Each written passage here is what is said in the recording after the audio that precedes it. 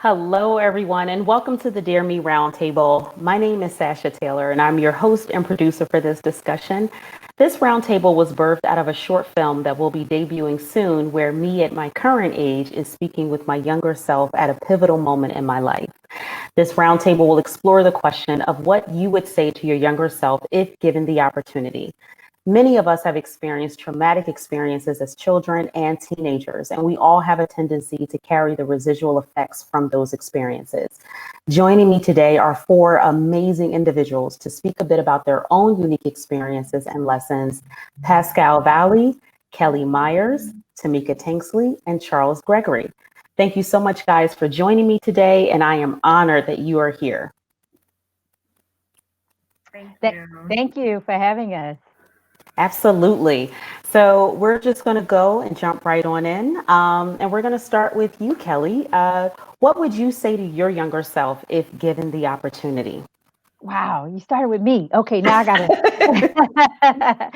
So, it was really, really hard to really think about what I would say to my younger self because there's so many life lessons that I've experienced. And, to try to go and pick out one particular one, I think was very, very difficult.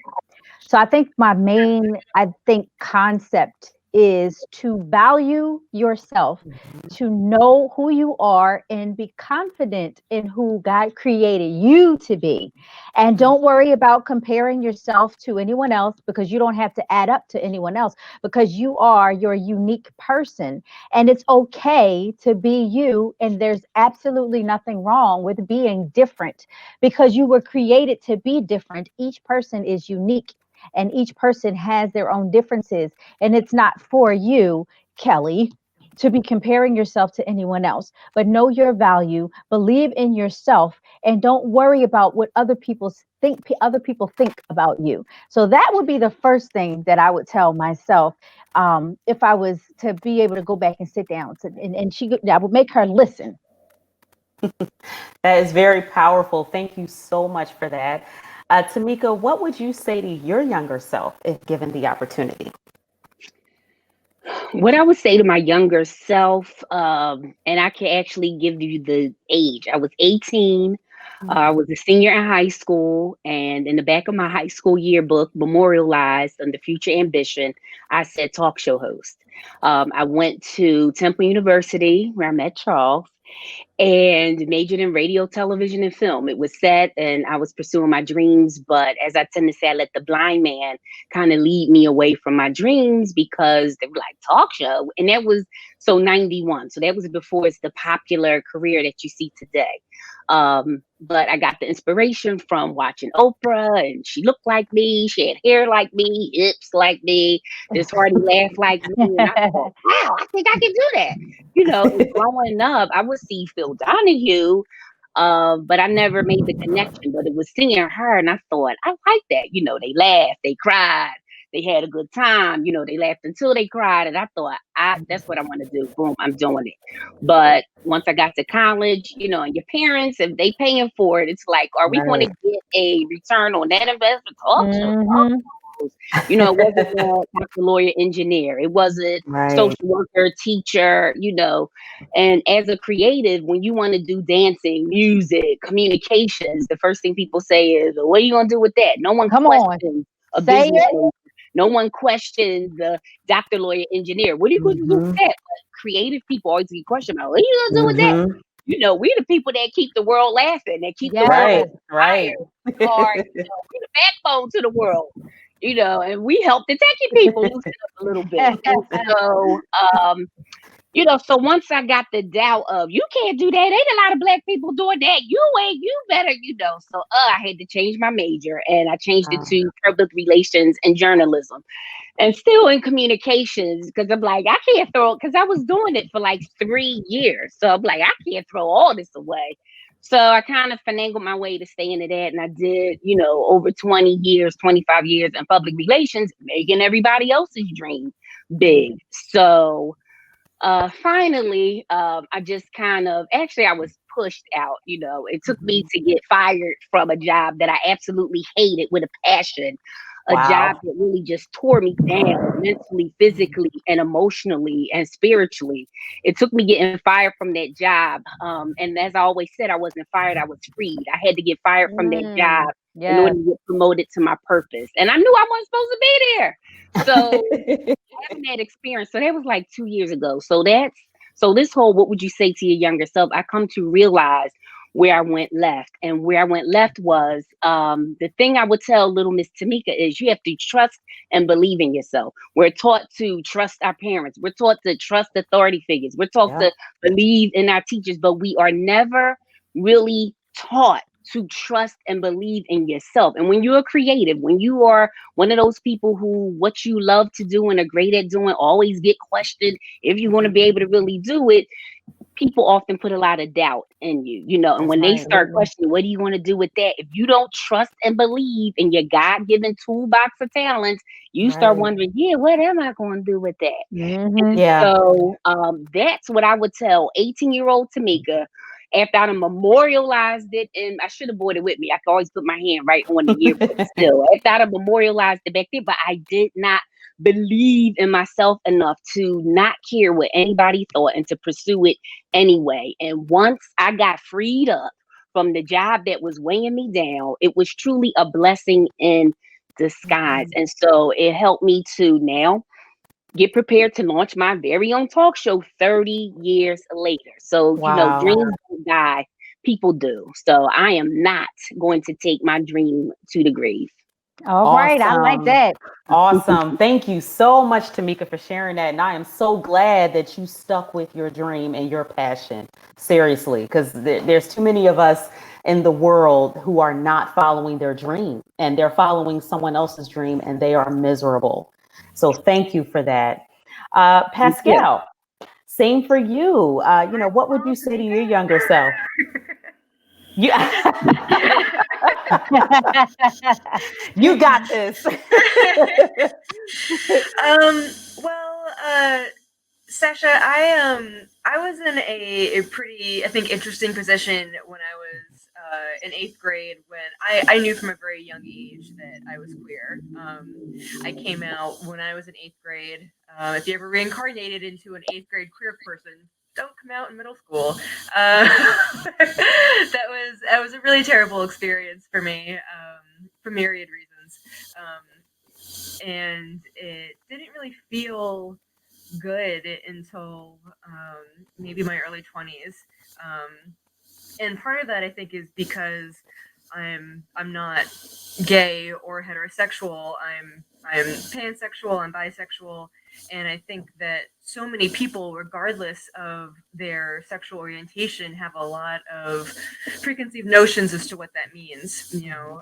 For a very long time, even today, I don't even use those words. I refer to myself as queer because there's so much of having to sort of justify your existence in a space. And so what I would tell myself at age 13, 14, however old I was that you're going to find your people. Wow. That, don't compromise, don't change yourself, don't try to be more this or less that, that you're going to find your folks. You just got to keep being true to yourself. That is awesome. Thank you so much for sharing that. And that's very powerful, especially now where, everyone wants to feel accepted. Everyone wants to feel like they're a part of a community and be accepted by people. And I think it's tough as children. That's like the most critical age for all of us, right? We want to be accepted. We want people to love us. We want to feel like we belong to something. So thank you so much for sharing that. Charles, the only man here.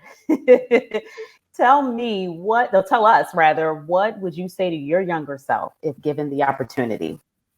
I would tell my younger self so many different things. I have so much that I would tell my younger self. But first and foremost, hello to everyone who's here. It's good to see all you beautiful faces. But I think first and foremost, I would tell myself to be patient.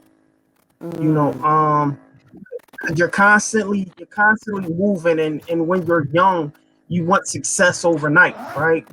You're in front of these people and you're like, I can do this. I want to be famous. I want to be X, Y, and Z. I want to be successful in whatever I'm in. And you don't necessarily know what that looks like. You only know what that looks like from what you're seeing, in front of you, what you're seeing on TV, what you're seeing in the movies, and that spells out success, right? And so you want to obtain that. And so, my younger self, I would, to tell myself to be patient is going to come, to also, tell my younger self that you're good enough, right? And I think that's the narrative that everyone is kind of right now, that believe in yourself. I always came, because coming from the environment that I come from, right? You're considered already at risk, and you're considered that you're not good enough. You're going to be in jail. You're going to be locked up. You're going to be someone's statistic. And so you come with that. You come in to environments with that that cloud over you. So you're always like, I have to work hard. You're looking for someone to validate you. And I think that if I can, have, my older self talking to my younger self on the shoulder, like, yo, you good enough. Don't worry about what no one else said. And I always, me talked about, TU, the aisles are everywhere, right? And so, interesting enough that, I was going to drop out of school because I had a counselor tell me that maybe school isn't for you and you need to take up a trade. Wow. And that one thought stuck with me, and it kills me because I was all right, let me back up just a little bit because I know we only have a little bit of time, but going into school, I didn't do too well going into college, in my undergrad, and I was about to be on academic dismissal, and I'm gonna just try my best to speed this up and make a long story short. But because my grades wasn't so that decent, going in, my advisor was like, you know what, I will never forget her name, and it sticks in my mind like it was yesterday. She was like, you know what, I'm gonna, I don't think school is for you, Charles. Maybe you need to she said, I have an hour. Fantastic. Maybe you need to just take up a trade. School isn't for you. And it killed me so much that I literally left out of there in tears. And so she said, what you can do is come back next. I think she was come back tomorrow so we can give you a letter so you don't have to pay. We're going to academically dismiss you. And I just was like, dang. So I left defeated. I felt defeated. And when I came in to get my letter, I always say it was the creator that was, looking out for me, because when I came in, she happened to be sick. My counselor, my advisor happened to be sick, and it was another counselor that said, well, what's going on? I'll take you. Tell me what's going on, because the person at the front desk, the secretary, knew me. She loved me to death, right? And so she was just like, you know what? Don't worry about anything. I'm gonna introduce you to someone else, and I think she will understand your story. I told her my story. She said, you know what? Don't worry about it. I'm gonna take your case. And what I want you to do is come back to me in 3 months. I'm gonna give you a couple resources. Come back to me in 3 months and tell me how you're doing. Came back to her in 3 months. She gave me tutors and everything, and it was just like, wow, you're doing great. I want you to continue to come back to me in 3 more months. Grades started doing well. She introduced me to different resources. Fast forward, she was like, oh my God, you're great. So needless to say, I went from my undergrad from a 1 point, it was crazy. It was like 1.7, graduating to a 3.0 to my master. Beautiful. 3.75. Wow. And for me, the thing that kills me is that I wasn't able to tell her thank you, and I forgot her name. Wow. But I remember the counselor who was about to get rid of me. I remember her name like it was yesterday. I remember the feeling. And what kills me even more is that how many people did she do this before me? Give up. And it was my competitive nature that was like, yo, I'm not going to let her defeat me. I'm not going to let her defeat me. So that would be something that I would tell my younger self. Don't feel defeated. You're good enough. And be patient, because you got this. Wow. Beautiful. Thank you. Thank you for sharing that. I'm always bothered by those people who feel the need to tell someone else what they can do and what they can't do, where they can go and where they can't go. First of all, let me say thank God for that other counselor. I call that Yeah. divine intervention Mhm. because we all have a purpose. We were all put here for a reason, right? No one has the right to tell someone else that you can't achieve something that you're setting your mind to achieve. So kudos to you for going back, because I'm pretty sure there's some students who decided not to go back at all. So seriously, so I'm grateful and glad that you did that. Yeah, but I give her the credit to that, and it hurts that I can't remember her name because it was a sister who, again, they say this thing that the sisters are looking out for the brothers, but maybe I Mhm. look like to be her son or something like that. And Right. so I think that's why I have this affinity to my sisters, to the women who are around me because they always support me. I have Yeah. tons of support, and I appreciate that, and I never was able to say thank you. So I wish I was. That's the one thing that I regret, not really telling her Yeah. thank you, and for her to see the success that I'm in right now. Wow. Well, maybe one day you'll run into her and you'll meet her again. I believe in divine intervention. I don't believe in fate. So hopefully you'll run into her again and you'll be able to tell her that seriously. And I hope you do. That's awesome. Awesome. Awesome. Okay. So we're going to come back to you again, Kellie. When we talked, you mentioned that breaking the cycle of comparison, right? And which can be brutal for anyone who compares themselves. It's an ugly and vicious cycle. How did you break that cycle of comparing yourself to others and learning to appreciate your own value? So I would say that it was a point in my life where I was at a women's conference. And this particular women's conference, it was something that I struggled with for a very long time because I felt like that part of me that always felt like either not good enough, like we've all said, that part of me that looked at other people and said, wow, why can't I do what they do? Or why can't I be the way they are? And it got to a point where it was like, you know what? Though it was a person who was speaking. It was a speaker who was there at the women's conference, and what they said to me was, or to everyone there, and I took it personally for me, was when you're in a race and you're running a relay race, if you don't stay in your lane, if you cross over, you're going to Mm, cross over and bump into someone else, knocking them off of their path. In addition, your lane is now empty and you're not being, it's vacated. And so you're not able to accomplish what you're supposed to be doing in your lane. And mm, I took that and they said that there is absolutely no reason, and I have adopted this as my own. There's absolutely no reason for me to feel jealous. There's no reason for me to feel as if I'm not good enough. Every expert was once a beginner. So you have to mhm, learn, you have to crawl, you have to get to those places. And what your assignment is in life is for you. And even if your assignment is similar to what someone else's assignment is, they have a different group of people who they mhm. might be exposed to than what I am going to be exposed to. So even if we're doing the exact same thing, I'm going to be reaching a completely different target audience than what the other person is, and probably in a different remote area and location than what they are. And I think that conference was like a mindset changer for me to allow me to know and to understand that if I don't stay in my lane, if I don't work in my accomplishments and what my assignment is, then eventually I'm going to wind up being in someone else's lane, and what I'm supposed to Mhm. do will never get done, and then I'll be Right. screwing up and messing up someone else's assignment and making things harder for them. And so I had to learn that I took that as stay in your lane, and Mhm. what that means is know who you are, what you're supposed to do.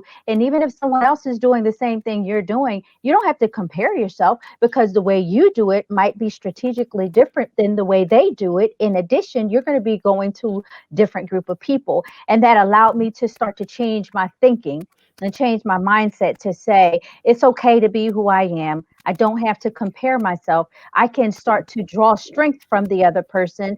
And also we can kind of collaborate together and build one another up. And this is essentially what I feel has become my purpose in helping younger women also see their own value. And as they see their own value, teaching them how to stay in their lane and be okay with who they are and function in their calling or assignment, just like the other people are, and work together to help each other like a clock or like a puzzle, so that we all get to see the big picture, as opposed to, if you're, somebody, if you're looking at it from a body perspective, your eyes are meant to see. They have a very important, a job. You have to see through your eyes. Well, what if your eye decided it wanted to be your finger? Well, that's not going to work, because who's going to be the eye?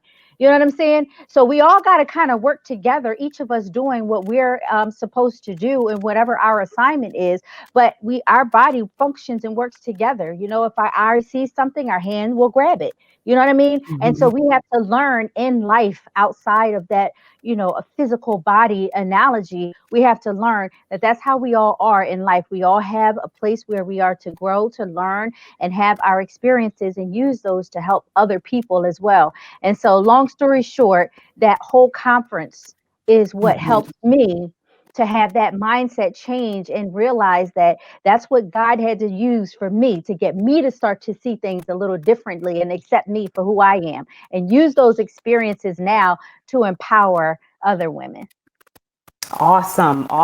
Yeah, it's we live in a day and age where social media, right? Like, it's easy to get on social media and look at other people's like reel of their life, of what I'll say their life, because a lot of people are on social media and it's not who they really are. We see these highlights of them going on vacations and they're booed up with somebody, and you're like, man, I want to be married. Man, how come I don't have this for me? How come I don't have that for me? And it's very easy to get down on yourself and comparing yourself to other people. And so that is awesome. I'm glad that you went to that conference and you learned that. I think we have all compared ourselves to someone else or other people at some point or another, right? And I think the sooner you learn that lesson, that you are uniquely made just the way you are, that you have your own gifts and talents, you are so unique that there is never going to be another person like you.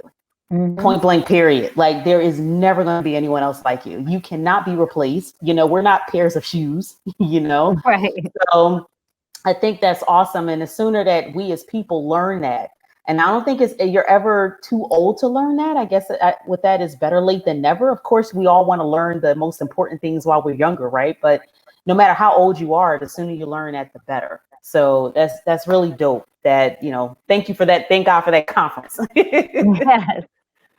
So, Miss Tamica, when we talk briefly about opinions from others, I think we have all listened to the voices of other people that we should not have listened to, right? Other people will deflect, or should I say project, their fears, their opinions onto us, and we start making decisions not based on what we want, but based on what other people want.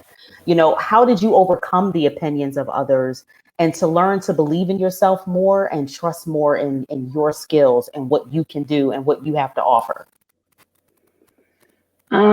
Geez, I wish I could say it was an easy journey. It was a lot of potholes, those Philly potholes. Take the tires out. I had a lot of potholes. I had a lot of, pit stops and detours. And just like Charles said, we often remember the naysayers, so we often replay the tapes of who said we can't do it. And then those who say we can, we kind of let them drown out. Just like the little kid in class who really couldn't read, so he's going to be the class clown and kind of as the distraction. So the thing that helped me with that, and also like Pascale, we have our tribe. So what helped me was just focusing on my tribe, the people who believed in me, the people who, would say, just give me so many compliments. Wow, that was so funny. That was so great. The people who would come hear me speak. And the other thing was, even though I hated all these jobs, God and his, divine intervention, it was always an opportunity to do what I loved. I would host big events. I would be on the radio. I would be on television. And the producers go, "You're good. Is this what you do?" And people would come up to me later and say, "Wow, so what do you want to do next?" And I'm like, "Oh, I actually work at blah, blah, blah's office." And they're like, "Really? You missed your calling." And I just kept hearing, "You missed your calling, you missed your calling." And it just started to resonate with me. I'm like, I don't want to miss my calling. And so the thing that really helped me, actually social media helped me. I remember watching like and seeing like the thumbs down on like Tamala Mann's Take Me to the King. And I'm like, who can thumb down Take Me to the King? Exactly.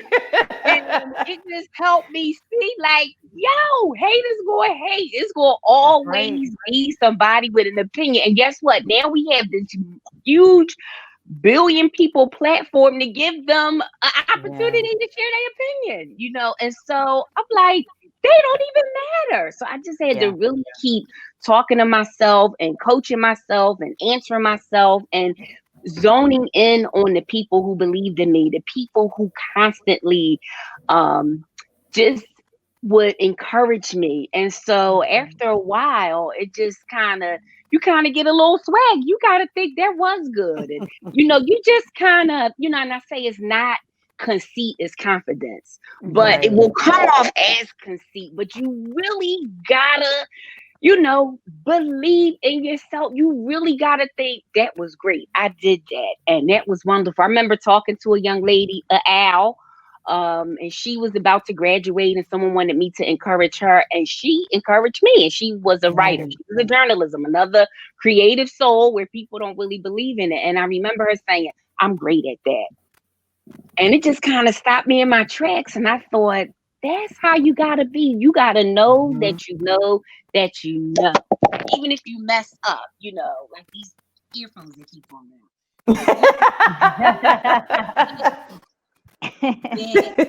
I'm great at that. So, and I'm gonna tell you the truth. I recently, so me coming into my own and shoulders back and head high, and you can't tell me nothing. I just recently got that. So again, from a 30-year dream, just recently it came to me going to therapy and, you know, encouraging myself of the naysayers, of the people at work who, and let me say this, they see the glow. You know, they see the glow.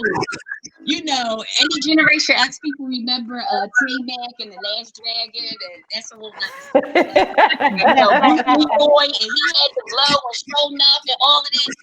Show enough.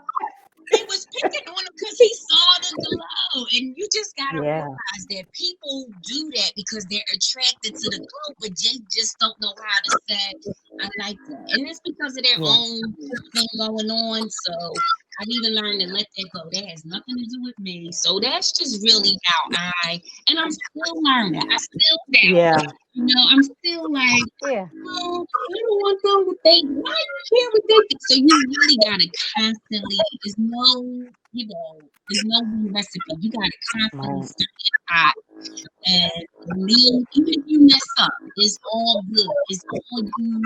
And you just gotta embrace it, learn to find the humor, laugh at yourself, and you just really, you gotta be your own hype man. That's right. You gotta constantly hype yourself up. And just going back again, just trust and believe in your talent and in your ability, and go to your tribe. And they always good for a good, you know, cheering up. And so that's how I really overcame it. And just to know I'm great at that. Just like the young lady who I had like 15, 20 years on her when she said, "I'm great at that." And that always stuck with me. And now I can finally say, "Oh, I'm great at that," without apology. I'm great at that. Yeah.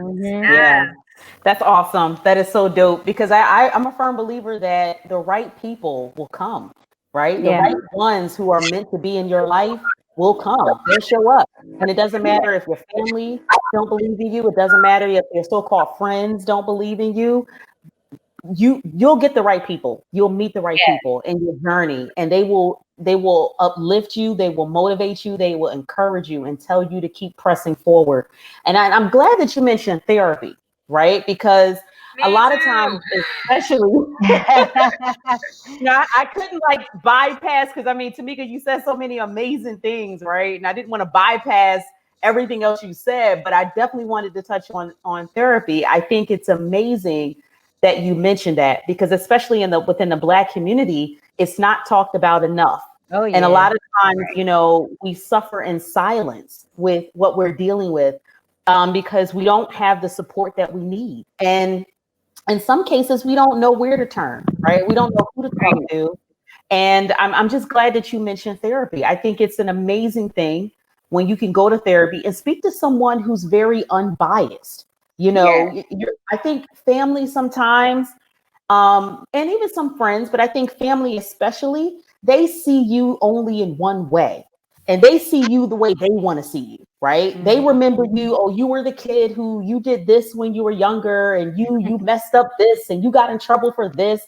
They don't see you with the eyes that they should see you as. And one of the things that I pray when I go out in I love meeting people, I love talking to people. But one of the things that I pray is that, God, put the right people in my life to have eyes that can actually see me, not see my flaws, not see, their skewed view of me, but people who can actually see me, see my talents, see my gifts, right? Because we're good for dumbing ourselves down, so to speak, around certain people. When we get around certain environments, we'll dumb ourselves down, or we don't want to shine too much because we don't want to, make anyone else look bad. So that's I think we all need that in our lives. So that's awesome. I don't want to keep going on. I Yeah. apologize. That is so awesome. Today, so that's probably why I'm more hyped up. I had a great session today. So shout Yes, out yes. to love. That is awesome. Well, Pascale, Yes. on to you. You mentioned earlier about loving yourself. And I think we as women, we get shamed so much on the way we look, on our bodies. I mean, even other women will shame another woman. And it doesn't even matter if you're thin, it doesn't matter if you're a little chunky, it don't matter, right? Like people will shame, especially other women. We get shamed all the time, right? So what was that defining moment for you where you said, from here on out, I'm going to love myself and everything about me completely and fully? That's a great question. I think the first thing that happened was just aging. Aging is such a privilege and a blessing.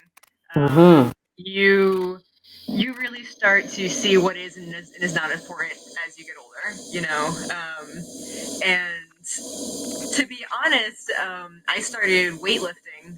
I'm a power lifter maybe 3 years ago, and once I Awesome. found a relationship with my body Mm-hmm. that it was so much more than just aesthetics, or it gets me from here to there, that I allowed my body to work as a system, and that I'm strong and I had physical evidence that I was Mm-hmm. strong and capable, and I was Mm-hmm. stronger today than I was last month. And so Wow. seeing having that on paper and having that physical undeniable evidence of that was I don't care if I have fat in my upper arm. I don't care if that person that makes fun of me because of my small breasts. I don't care if this, that, or the other. You know what my body can do? Yeah. And it gets to a point where it's why would you not celebrate yourself? And I'm going to plagiarize something that I saw on TikTok. I wish I could say the account's name. But there was this amazing woman, and she was talking about how other women and femmes might not wear short skirts or short shirts because they have cellulite. And she was like, honey, the cellulite adds to your price. It makes you more expensive. Show them how expensive you are. Yes. I love it. And to be honest, a 22-year-old me probably wouldn't have been able to hear that, Right. because the voices are so loud. And like you were saying, consumerism, capitalism, misogyny, patriarchy, Mm-hmm. that's the water that we swim in, much like racism and classism and ableism. Mm-hmm. That's embedded into the fabric of our society. And so it affects everybody. You know, it's not like, oh, you're a woman, these things aren't going to affect you. Of course it is. You know, Right. it's again, it's the water that we swim in. It's what we were raised in. You know, there's that joke: two fish swim across another fish, and they say, "How's the water today?" And the other fish goes, "What's water?" You know, like you don't even notice it sometimes because that is how prevalent it is. Right. And so, like women in particular, we can be so quick to cut each other down. And you know, in the pre-show, we were talking a little bit about intersectionality and how, you know, one person's liberation is tied up with everyone else's liberation. You know, I can't be free unless everyone is free, and so I think that again is related to the fact that we are all influenced by these really oppressive forces that are designed to keep us separated from each other and designed to keep us constantly consuming. So that when you suddenly are in awe of your body and whatever it's capable of, you know, whether it's walking a half mile today or doing 2 more jumping jacks than you did yesterday, or being able to sit still in meditation for 2 extra minutes than you were able to the other day, like be in awe of yourself, you know, like we're learning from Kellie, like there is no one on this earth like you. That's an amazing thing, you know. Yes, it is. And so who cares if you have cellulite or if you have a little fupa or, you know, your breast size isn't this, that, or the other, you know? Like you are an incredible, capable creature. And why wouldn't you want to celebrate that? Yeah, that's beautiful. You know what? I saw a meme. So social media, I'm not like anti-social media because like I tell people like I hate social media, but I really don't. I just hate some of the components of it. But Sure. you can usually get on there and find something that will speak to you at that moment. And I saw a meme where I think it was like a woman that said, you know, don't worry, everybody has roles when they bend over. So I was like, you know what?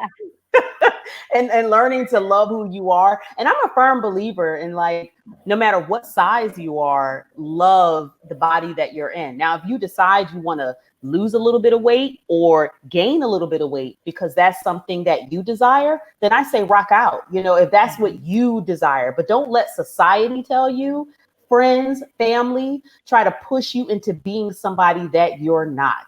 And no matter what size you are, you know, it doesn't make a difference. You know, I think I've always wanted to try weightlifting. I never did. Probably because I don't like going to the gym. I don't like going to gyms. I have a squat rack in my basement. That's how I've been doing it. That's awesome. My oldest daughter was talking about, because she's like the athletic type. I was like, definitely don't get that from me. But she was like, yeah, Mom, let's put a gym in the basement. I'm looking at her like, okay, whatever. But yeah, that's awesome. And kudos to you.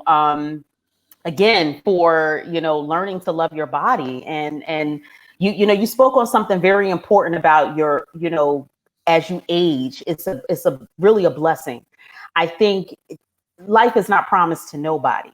I just turned 41, and I'm going to be honest. Thank you. And I had a hard time enjoying my birthday because Chadwick Boseman died like 2 days before that, and he was only 43. Like when I tell you, I was so messed up behind that. And I think, you know, as you get older, life hits differently. You know, death hits differently. You know, when you're younger and someone passes away, unless it's somebody really close to you, you're like, oh, you know, I'm sorry to hear that. But it's like, oh well, life goes on. But as you get older and you see someone else dies who's close to you in age, man, you start looking at your own life. You start examining your goals and what it is that you want to do, because you only have one life to live, right? So live it and live it to the fullest and be at peace. I'm a firm believer, just have joy in your life. And unfortunately, a lot of people don't. I think that's age is definitely, you should be growing and maturing as you get older. And it is a blessing. 50. Yeah, listen, I would never want to go back to my 20s. I would never want to do my 30s again. Like I am in such a better place in my life that, man, I look at people when they're younger, and I think they look at us as old, when we're older, they think, oh, you're like a fuddy dud. You don't know what you're doing. But I look at younger people and I'm like, man, you haven't even begun to really scratch the surface yet. Like you have still so much to learn and grow. And just like, Tamica said earlier, it's all a process. It's a journey, right? And as long as we're here and we wake up every day, it's another day for us to learn and grow some more. So I say two things that I am in this life. I'm forever a student and I'm forever a servant. Like I always want to be that student and soak up as much as I can and just learn, and I think that's a great thing when you can get to that age and, that, okay, I've somewhat arrived, I'm not completely there, but I'm getting there. Awesome, awesome, awesome. So Charles, the man,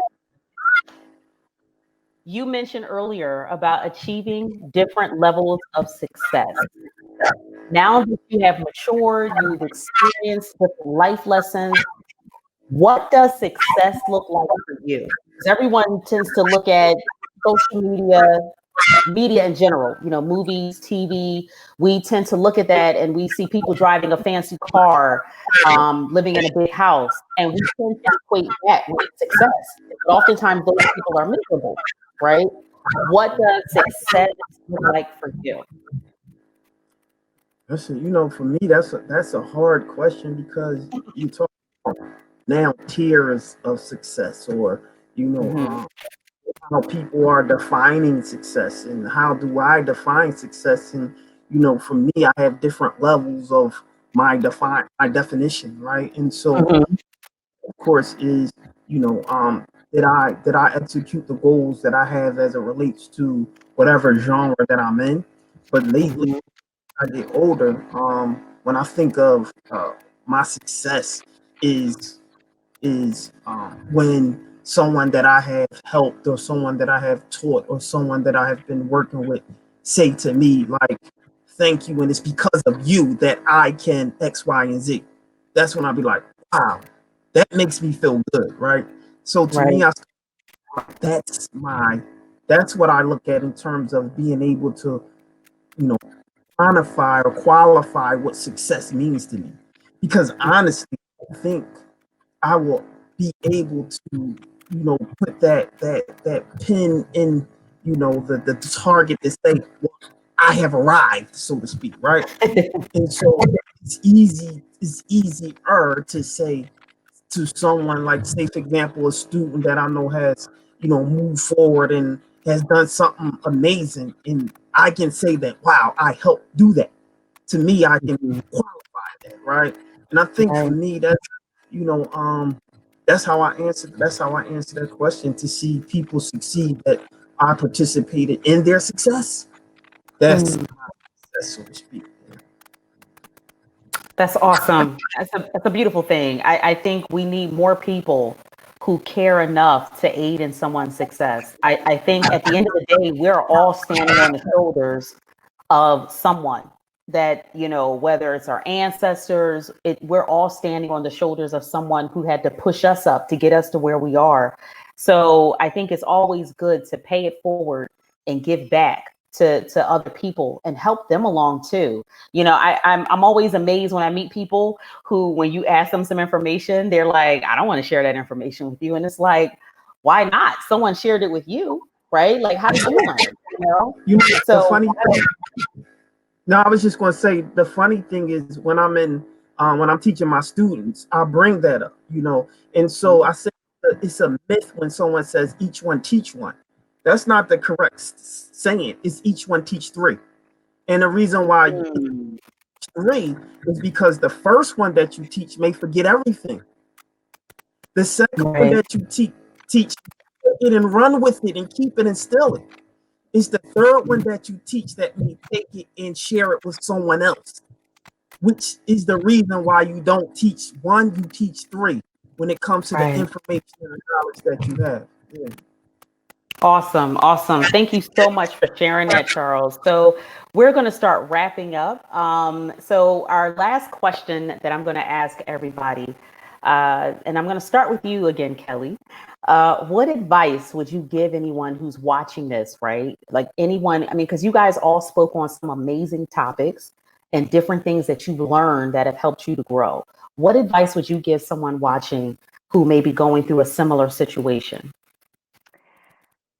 I would say that God gives all of us choices. We have a choice, and we can make the decision of what we want to do. We can do right or we can do wrong. And in knowing who you are, and when you value yourself, your decisions can come from where your value system is and can guide you in the direction that you want to go in life. And it's important to know that you should value yourself and realize that God created you. You're fearfully and wonderfully made, and that no matter who you are and what your path is in life, be true to who you are and don't try to look at someone else's picture, because you don't know what it took for them to get to that place. Just like we spoke about earlier about social media, you see what you see on the outside, but you don't know when you open the curtains what happened on behind the scene, behind the Right. curtains. You don't know how that person got to where they are, and you're on your own journey in your own path in life. And you have to be able to do what it is that you're gifted at doing and what your assignment is.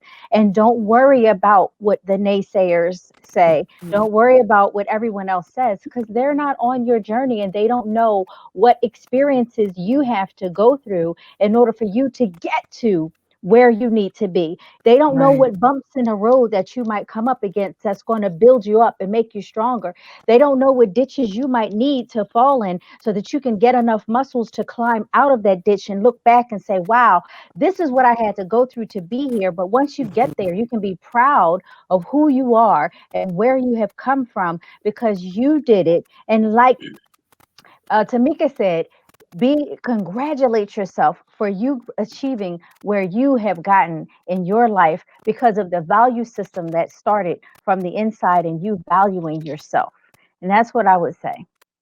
Awesome. Very beautifully said. Thank you. Thank you. Tamika, same for you. What would you tell someone? What advice would you give? What I would say is, um, oftentimes we worry about, call it the F5, which is fear, and we worry about waiting until we're fearless to do a thing. So I would encourage someone to have the courage to fear less about doing it afraid. Mm, And because, like I said, it's a journey that you're going to be on. So, yep, trust and believe in yourself, but it's not going to happen overnight. So, doing it afraid means you might mess up, you might fail, it may not be right, but you continue to do it. And the more you do it, then the more excellent you'll be at it. So, I would just say, don't give up, don't give in, keep pushing, keep plugging, and just believe that you are here for a reason. The passion is the thing you love to do, but your purpose is when what you love to do does something for others. And right. so just really continue to look inside yourself and ask yourself, why am I here? What am I here to do? Assess your gifts, assess your talents. What are you great at? And how you can put that forth. But definitely my main thing would be, don't worry about doing it afraid. I Mm, think we get caught up in when I'm fearless, then I can do it. And that'll keep you on the sideline. You gotta, life is a contact sport. You will get hit hard, so get in the game, because Fact. no game has ever been won sitting on the sideline. And I don't care where you at in the arena. You could be in the Lux box eating a slider with some Cabernet. You still gonna get hit. So you guys will get in the game and don't waste the win. So that's what I would tell them. Awesome. Awesome. Very beautifully said. Pascale, what would you tell someone or what advice would you give someone? Yeah, sort of piggybacking off something that you said earlier, Sasha, is that you deserve joy. Mm, And like, yes, there are fights that we need to fight. Like, yes, there's so much work to be done. Yes, there's so much needs to be won and discovered and fought for. But you also deserve joy. You deserve pleasure, and you deserve rest. mm, Um, so I think that a really good place to start is the book Pleasure Activism. If you're looking to start, thinking about how that those three things are like human rights. Like we all deserve beauty and art and joy and, again, rest. Please rest. And like, you are deserving of those things, and you can have those things and still be accomplished. That's beautiful. Very beautiful. Yes, we all need rest. I know me, I love taking naps. I don't know why as a kid, I did not want to take naps. Like, I love it now. I love my rest. I love my sleep. And I love to do things to just put myself, if I got to take myself away from the hustle and bustle to just do me. I think we all need that. So thank you for sharing that. Charles, what would you tell, or what advice would you give someone who is watching this and they're struggling and dealing with different, hardships in their own life and obstacles to overcome in their own life? Yeah, I would tell them that, get used to it. I think the hardest thing for me that I'm still learning is that no one owes you anything. A thing, and you got to grow backbone. Life is hard. People going to tell you no. People won't believe in you. People won't think you're good enough. It's true. So you got to deal with it. As we used to say in the hood, put your back against the wall. You got to learn to, fight your fight, and be willing to swing when it's time to swing. You are your own star player. No one will believe in you unless you believe in yourself, because energy is contagious, right? And so if you believe you're nothing and you walk into the room, other people won't be like, "Oh, that's nobody." But right, the people who walk into a room and all of a sudden you got their attention, like, whoa, like you are, is the energy that they put out. And so you got to learn, like, you are your star player. You don't have to worry about anything. Everyone fails. Everyone, you do. And so just know that you got to fight. No one owes you anything, and try not to take anything personal. It's still hard for me. I'm honest. We talking, we are adults, right? We being honest. It's still absolutely. to feel like I'm going to a place and I feel disrespected or something like that. It's hard for me, but just, it's that working on yourself, working on you, and saying, like, hurt people, right? Right. Don't listen to them. You listen to you, and you do the best that you can, and that's all you can ask. Yes, absolutely, absolutely. That entitlement, man. It can be a bit much when we feel entitled to, the stuff that we want. And unfortunately, some of us have not had it easy growing up. So you just got to do what you got to do. I love that. And I think it was Denzel. Yeah, same here. I think all of us on here, we've had to deal with it in some way or another. And it was Denzel that said, fail forward. Right? Like, what is the definition of a failure? To me, the true definition of a failure is a person who doesn't even try anymore. You just decided to stop. But failure to me, it's, first of all, failure is never final. And it doesn't mean just because you try something and it didn't work out that you're a failure. I tip my hat off to anyone who goes out there and still strives to make something happen in spite of the different voices that they're hearing from other people, in spite of being told no, in spite of being told, you're not good enough, or, I tip my hat off to those people. So, thank you so much, Kellie, Tamica, Pascale, Charles.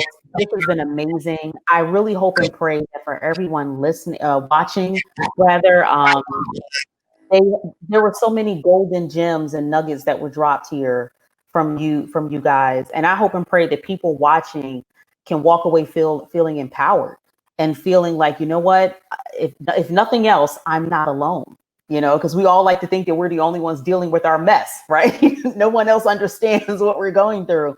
And I hope that people can walk away from this knowing that they're not alone and feel empowered by what you guys have stated. So thank you so much for being on this. I am so grateful to each and every last one of you. Seriously. And I'm definitely going to be connecting with all of you outside of this, because I think you all are just dope and amazing individuals. So thank you so much.